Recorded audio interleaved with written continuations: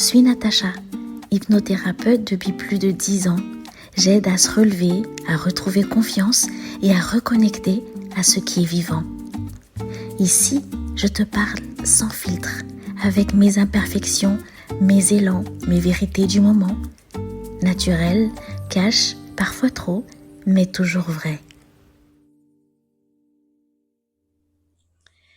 Bonjour. Dans cet épisode, on va parler des relations après la transformation. Alors, on va parler d'un sujet qui gratte. Les relations après la transformation. Tu sais, ce moment où tu as bossé sur toi. Tu as fait la paix avec ton passé, tu vibres haut, tu dors mieux, tu as presque pardonné à ton ex. Et là, la vie te renvoie. Ta tante négative, ton ex relou et ta collègue passive-agressive. Bienvenue dans le post-éveil test drive. On t'en parle pas souvent, mais quand tu changes, tes relations changent aussi. Parce que ton énergie n'envoie plus le même signal. Avant, tu étais une fréquence sauveur FM. Maintenant, tu es passé en paix intérieure stéréo. Et forcément, ceux qui vibraient avec ton ancienne version, ils captent plus la fréquence. Et là, tu as deux options. Soit tu culpabilises, soit tu respires et tu te rappelles, j'ai pas changé contre eux, j'ai changé pour moi. Quand tu guéris, tu arrêtes de nourrir certaines dynamiques. Tu réponds plus à 23 heures à des messages de détresse émotionnelle, par exemple. Tu dis non sans stage de justification. Tu choisis le calme au lieu du drame. Et crois-moi que ça perturbe. Je suis passée par là. Parce qu'avant, ton entourage te connaissait dans un rôle. La sauveuse, la gentille, celle qui gère tout, celle qui sait organiser, celle qui a toujours le meilleur conseil. Et maintenant, il voit une femme qui dit en fait non. Et pour ça, pour certains, c'est aussi choquant qu'un mojito sans rhum. Et puis, il y a des relations qu'on perd. Les amitiés qui s'effritent, les conversations qui te résonnent plus. C'est pas que t'es devenue froide, c'est que t'as arrêté de te trahir pour appartenir à un clan. Et ça, c'est le plus bel acte d'amour que tu puisses poser envers toi. Je te jure, parfois la vie fait un grand tri à ta place. Un jour, tu te lèves et tu réalises que t'as plus le temps pour les drames qui ne t'appartiennent pas. T'as plus le temps pour essayer d'aider la personne qui en fait n'a pas eu besoin tant que ça d'être aidée. Et là, tu respires. Alors au début, tu peux avoir l'impression que c'est le désert autour de toi. Certaines copines me disaient « J'ai fait le vide, j'ai trié mon répertoire, je garde les bons, je lâche les mauvais. » Oui, c'est un peu de tout ça en fait. C'est simplement que parfois, il faut faire de l'espace pour te retrouver toi. Mais au-delà de ça, après les ruptures, il y a aussi des relations qui restent, mais qui changent avec toi. Ces gens qui s'adaptent à ta lumière, qui t'aiment dans ta version évoluée, qui ne t'en veulent pas de briller, ceux-là, garde-les précieusement. Ce sont les âmes qui te voient au-delà des étapes. Moi, j'ai remarqué un truc. Plus je m'aligne et plus mes relations deviennent simples. Plus besoin de convaincre, par exemple. J'ai plus besoin d'expliquer, de justifier. C'est fluide, c'est naturel, c'est vrai. Et si c'est pas fluide, c'est pas grave. C'est juste un signe que l'énergie ne matche plus. Et puis, il y a les moments drôles. Genre quand tu parles d'énergie et que ton pote te regarde avec un air de « Ok, t'as sniffé de la sauge ou quoi ?» Ou quand tu dis que t'as besoin de silence et qu'on te répond « Mais t'es pas un peu déprimé là ?»« Non chérie, je suis juste en paix, t'inquiète pas pour moi. » Le vrai challenge, c'est de pas redevenir l'ancienne toi juste pour que les autres soient à l'aise. Le vrai challenge, c'est de ne pas t'excuser d'être toi, en fait. Parce que t'as pas fait tout ce travail pour retourner dans ta cage. Tu l'as fait pour respirer, pour être vrai, pour aimer mieux. Et si certaines personnes sortent de ton champ, c'est peut-être que leur rôle est fini dans ton histoire. Et si d'autres entrent, parce que t'inquiète pas, il y en aura d'autres, c'est parce que ton énergie a ouvert une nouvelle porte. C'est aussi simple et aussi puissant que ça. Et c'est ça que j'enseigne dans HTM. À ne plus te battre pour que les gens t'aiment comme avant, mais à t'aimer assez pour leur laisser le choix de partir et de continuer les aimer, mais à distance. Parce que les vraies relations, ce ne sont pas celles qui te tolèrent, mais celles qui t'élèvent. Alors oui, certaines portes se ferment, mais c'est pas parce que le vent doit circuler, mais c'est parce que tu as besoin, toi, de circuler. Et ce vent-là, il s'appelle liberté.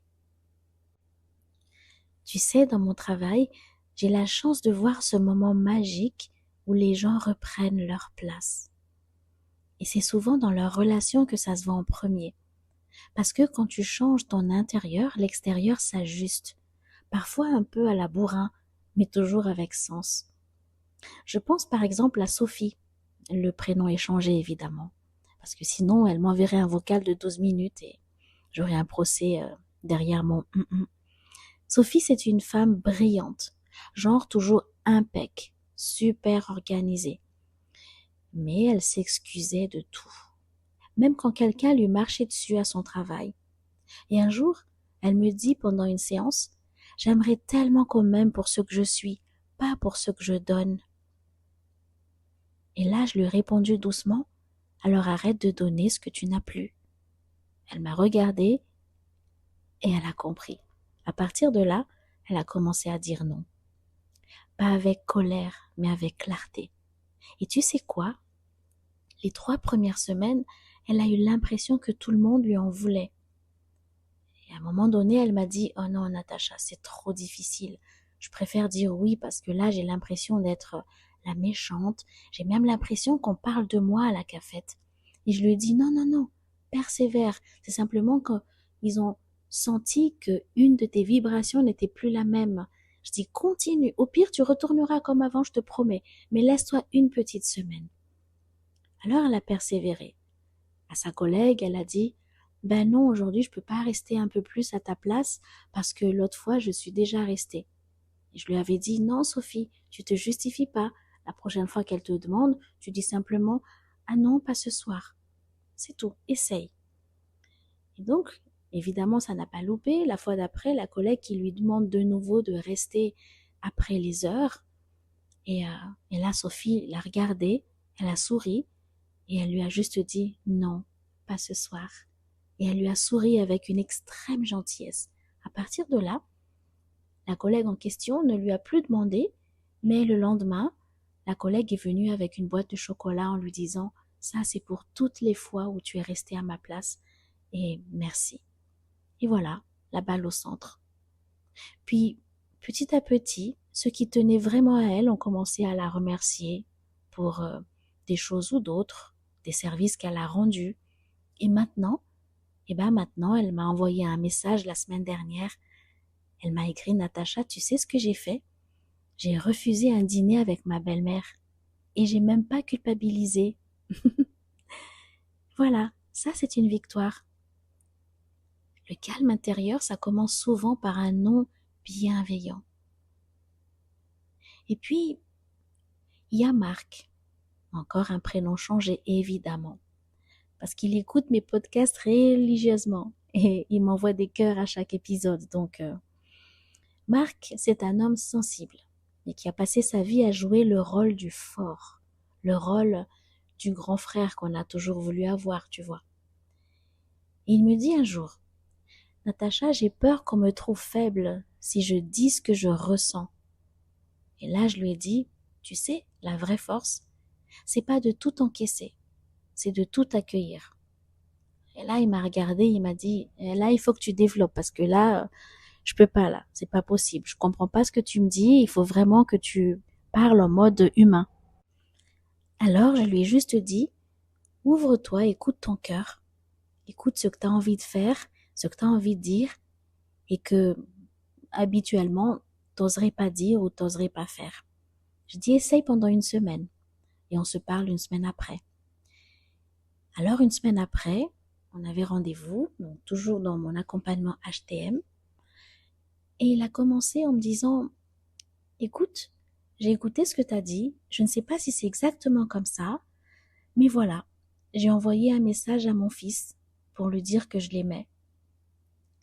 Et puis, l'autre jour, ma compagne, en fait, elle m'a parlé d'un truc et j'ai ressenti sa peine. Et j'ai eu une larme qui est sortie de mon œil. Et ça me ressemble pas. C'est pas un effondrement, hein. C'est juste un vrai moment de vulnérabilité. Et sa compagne lui a dit, mon chéri, je t'ai jamais trouvé aussi masculin. Et là, il m'a dit, j'ai lâché mon armure, Natacha, et j'ai trouvé ma paix. Et je te raconte ça, pas pour faire regarde mes clients, c'est magique ici. Non, non, pas du tout. Je te raconte ça parce que c'est ça la beauté de la transformation de l'intérieur. Elle n'est pas spectaculaire, elle n'est pas immense, on ne la voit pas de l'extérieur, mais elle est subtile. Elle se glisse dans les gestes du quotidien, dans les relations qui s'adoucissent, dans les soupirs qu'on remplace par des sourires. Et si tu ressens que ton monde intérieur bouge, que tu veux plus te battre, que tu veux aimer autrement, alors sache une chose, tu n'es pas en train de perdre des gens, tu es en train de te retrouver toi. Et ceux qui sont faits pour ton chemin te rejoindront naturellement dans cette nouvelle version de toi, dans cette nouvelle facette de toi, plus libre, plus douce, plus vivante. Et si c'est le genre de retour à soi que tu veux vivre, c'est exactement ce qu'on fait ensemble dans Acto Mental. On ne parle pas de changer ta vie, on parle de t'autoriser à redevenir toi, sans masque, sans rôle, sans lutter. Parce qu'à la fin, la relation la plus importante, c'est celle que tu construis avec toi-même. C'est quand tu n'as plus les contradictions que tu es en train d'exprimer par des douleurs, des cervicales qui se bloquent, des douleurs au dos, etc. Voilà, cet épisode est terminé. J'espère te retrouver dans un prochain épisode, toujours avec plus de douceur et un peu plus de badass. À bientôt.